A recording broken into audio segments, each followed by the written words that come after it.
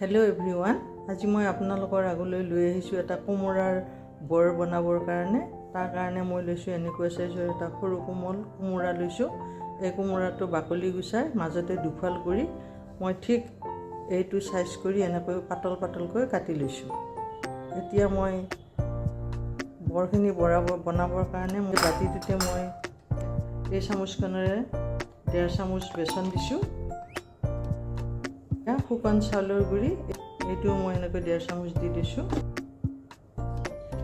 তাৰপিছত মই এতিয়া এই শুকান মছলা দিম।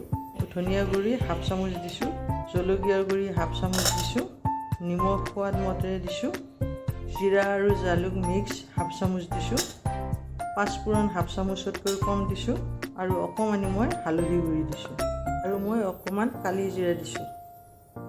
এইখিনি মই ভালকৈ মিক্স কৰি ল'ম। এতিয়া মই পানীৰে ঘোল বনাই ল'ম। এই পানীখিনি জাষ্ট কুহুমীয়া কৰি লৈছোঁ, একদম মই ঠাণ্ডা পানী দিয়া নাই। কুহুমীয়া কৰি ল'লে ইয়াৰে ৰিজাল্টটো খুব ধুনীয়া আহে। এতিয়া মই ইয়াৰে এটা পেষ্ট বনাই ল'ম।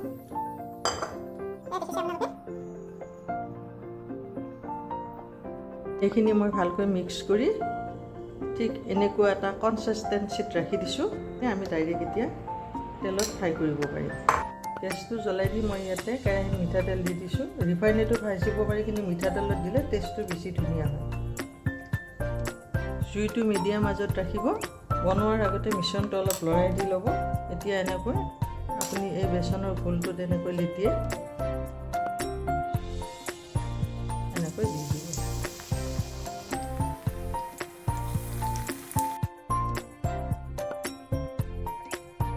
ফাৰ্ষ্ট বেটছটো হৈ গৈছে। এইটো কালাৰ হ'লে আপোনালোকে নমাই ৰাখিব। এইটো কোমোৰাৰ বৰা ৰেডি হৈ গ'ল। বনাবলৈ খুব ইজি হয় আৰু খাবলৈ খুব য়ামি হয়। আপোনালোকেও এনেকৈ ট্ৰাই কৰি চাব পাৰে। এইটো আবেলি চাহৰ লগতো খাব পাৰি, লাঞ্চ ডিনাৰ সকলোৰ লগতে এইটো খাবলৈ খুব ধুনীয়া হয়।